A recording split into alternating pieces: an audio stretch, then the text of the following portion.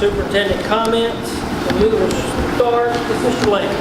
All right, I can start first. I think this is the first time since I've been on the board I got to start first. So Mr. Callahan and Sharon staff really appreciate your hospitality tonight. Also appreciate Skylar's remarks. Obviously, it's been very obvious to me since I've been on the board that there's a partnership here at this school, and we really appreciate that. It's a good thing for the children, it's a good thing for the parents, a good thing for the teachers, and we really appreciate that partnership that we see here. Mr. Olmstead, hear you loud and clear. I think you've got a lofty goal, and what you're saying is 10% a year over the next 3 years. That's a lofty goal, but you have to have a goal, and it's a place to start. So definitely, anything that we can do, that I can do as a board member, I will support you in that endeavor. And that's all I have to say. Thank you, Mr. Wright. All right. Well, thank you to the SCA members that are still around. It's always nice to have students involved and see why we're here. Mr. Callahan, thank you for having us. Mr. Callahan. Skylar, we appreciate you, and I know that you're a really hard worker and you're very committed to this school, and definitely shows. We appreciate that. As far as pies in the face, Randy and Jean were over here mumbling that they would each take one. I'm going to be out of town that day. To Ms. Nicely and Ms. Tickner, congratulations on your awards. Thank you for all you all do for our kids in our school system, and thank you to all the other teachers that are here. We appreciate you all. Mr. Olmstead, I appreciate you too. 30%. I think that would be great. I think you all definitely deserve it. I hope that someone comes through in the stadium and help with that. But like Craig said, we all support you in whatever we can do as a board. But we have to remember, you said you're here for the kids, and let's not forget the kids. Thank you, Mr. Wright. A second. Thank you all for coming out tonight. Sharon Elementary School has always been a special place for me personally. This is where I graduated back in, I don't even say, back in the 70s. Also, Mr. Callahan, thank you for hosting us tonight and the strong leadership you exhibit at the school. You're wonderful with the students, and I've seen that firsthand, also with our parents and our teachers as well. So thank you for being a strong leader for our school here. Also to our SCA members who are still here. I see Caleb and Brendan and Kira. Who else? There's a few. Oh, let's see. Okay, good. Glad you stayed around. That's awesome. Thank you for leading us in the pledge tonight and for your leadership and courage you exhibited by running for office. Continue to be strong, courageous leaders and change the world with your compassion and your integrity. Also, I'd like to congratulate Ms. Tickner and Ms. Nicely on their ABCD Awards. The early childhood program is so vital to our school here. It's the first impression that our local residents have when enrolling their child in the public school system. The first impression will always last a lifetime. So thank you for everything that you do, and we really, truly appreciate you and all the teachers here at Sharon. Also to Skylar for the PTO update. I really appreciate everything that you do for Sharon School. You have so much enthusiasm, and I appreciate that. Also the other officers as well. It takes a good team to make a great PTO, and I believe you have a great team in place right now. Also to Mr. Olmstead, thank you for getting up and giving us an update. I would love to see the teachers receive a 30% raise. That would be incredible. But I know we have to work with the state. The state has to step up and allow us to do that. And hopefully the governor will get involved in that. We would love to see that. Also, I want to let you know that our budget process begins in the next several months, so please let us know if you have anything you would like to see accomplished here at Sharon School. You can send us an email, or better yet, come to one of our meetings and speak during our public comment period. If you don't ask, we don't always know what you need or desire. You can't hear me? Can you turn it up?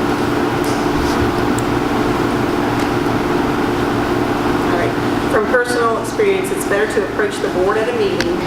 As the past PTO president, I've spoken to the school board several times to make our desires for the school known. So I would like to personally invite you to attend one of our school board meetings and let us know what you would like to accomplish here at the school or any of the other schools in our community. I know that the MAC Club at the high school is meeting tonight, and I'd like to invite them to approach us as well. We can't promise everything, but we can sure give it a try. So thank you and have a great week. It's a short week, but have a wonderful week. Skylar, Thank you for hosting us tonight. Thank you, staff, for what they've done. How well they treat us, as all our visits to schools are. Fury, thank you for the work you do for here. I know the PTO, it has to be time consuming with all the projects you seem to have going. Ms. Thomas, congratulations on the $500 grant. I know you will use it well. And again, one of the most joyful moments, at least to me for the board, is those kids. I love to see the kids participate, and join in. That means so much to us, to see their work that they put in and how well they did the pledge tonight. Bob, keep at it, bud. I mean, I know the county doesn't have any money, and the school board won't have any. So the only other place to go with this is the state. So keep at it. I mean, as long as you're doing professionally, that's the key. Be militant, but be professional. So that we don't burn bridges with the state. But again, I appreciate you all coming out and the hard work. All our teachers do. I mean, I say it over and over again. It's more than the money for these teachers. There's no way in the world that y'all can put in the hour and the hard work you do just for the money. It's because you love the kids and love what you do. That's what you have to do. We thank you for that. Mr. Callahan, all Sharon teachers here tonight, thank you for having us and your hospitality. Like Ms. Sechner said, Sharon holds a very special place in my heart as it helped build the solid foundation for both of my daughters for their future education. And it excites me, all the things that Skylar told us tonight. Thank you for your update. And I've heard throughout the community about the Talls and Smalls event, so I know it was a huge success, so that's awesome to hear. The other part I'd like to highlight from her comments is the Kiwanis program. How awesome is that?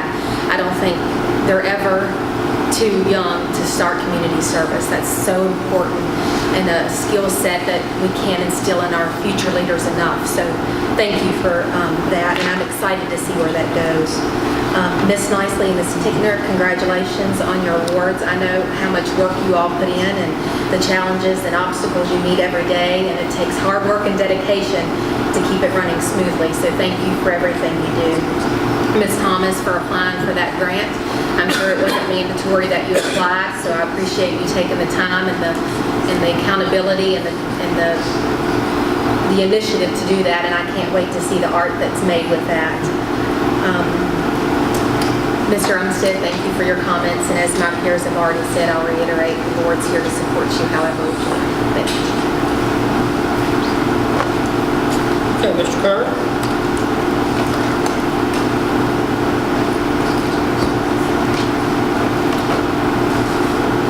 Can you guys hear me?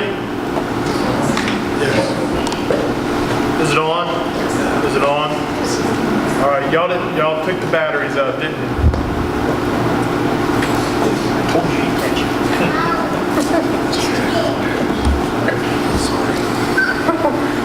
All right, well, that's fine. I'm pretty loud anyway. So anyway, I'd like to congratulate Tracy and Tracy Nicely and Deanne Tickner for the awards. Way to go. Skylar Fury, just want to say thank you for all your leadership, not only on the PTO, but in all these other organizations that you serve. I think you are a phenomenal leader, and thank you so much for your dedication. Bob Umstead, thank you so much for leading the charge. And today I wore my little YMCA label pin, and and I was going to tell a little story because General inspired me from our last meeting. So one of my first CEOs at the YMCA that I got to work under, she would say, "Donnie, what you allow, you teach." And so all I can say is sometimes you got to grab the bull by the horns and hope to lead it in the right direction. That way we can hopefully get some really good results. And I'm here to help you if you want me to help you wrangle some horns. I'm there. Just tell me what you need me to do. But I did want to tell a little cool story about my experience at the Y that I think would help the board and understand, how important information is. And Gerald in the last meeting said sometimes we just got to sit and listen. And before I get into the other one, when I started at the Y as a program director, and I knew nothing about basketball, right? And because I was never not much of a sports kind of guy, right? And so I met this phenomenal sports person who I got to watch every evening do like drills with all these kids. And so I kind of kicked off the program, but I tried to recruit talented parents that knew what they were doing.